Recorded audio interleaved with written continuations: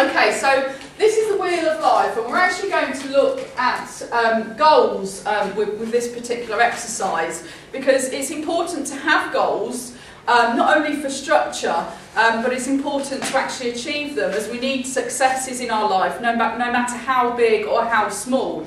Addicts are generally used to failure, so it's something that they actually need to change. So with this particular exercise, it's going to give them self-esteem, it's going to also build self-worth, and it's also important to reward yourself once you've actually achieved the goal.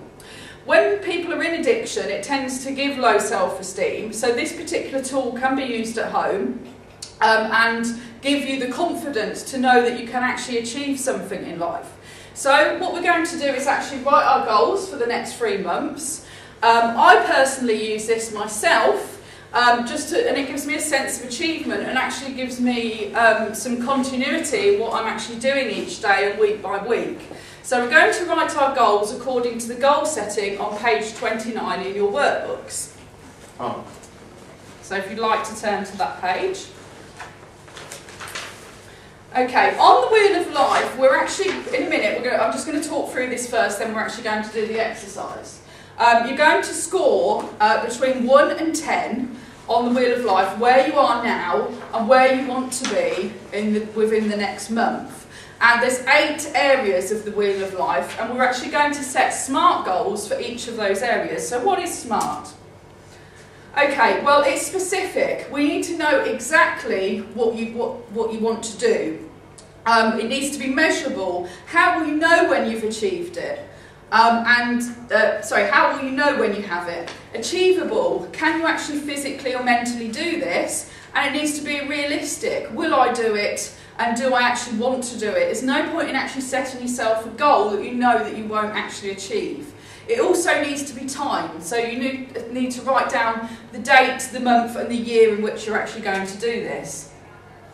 So as I mentioned before, we're going to look at short-term goal today, which is up to a month, and unfortunately I'm actually going to give you some homework tonight to fill out your 2-month goals and 3-month goals, so that you have completed the full exercise by the time you actually come back tomorrow. So what we're going to do, we're going to write out a comprehensive list for each area of goal that you want to achieve. We're going to write a short to-do list from that, so that then you have it in a shorter version, so you're not reading lots of things all the time. As you achieve each goal, you then have to cross it off on your weekly to-do list. And we need to look at the goals every 3 months and make sure that you've achieved everything on the list. If there is something that you don't achieve on the list, it's important that when you rewrite your goals to actually put it at the top of the list the next time you actually rewrite your goals, because otherwise if you put it at the bottom, you're never actually going to keep getting round to it. So if you put it at the top, then it'll be something that you will actually do first. And then we're going to review this every 3 months.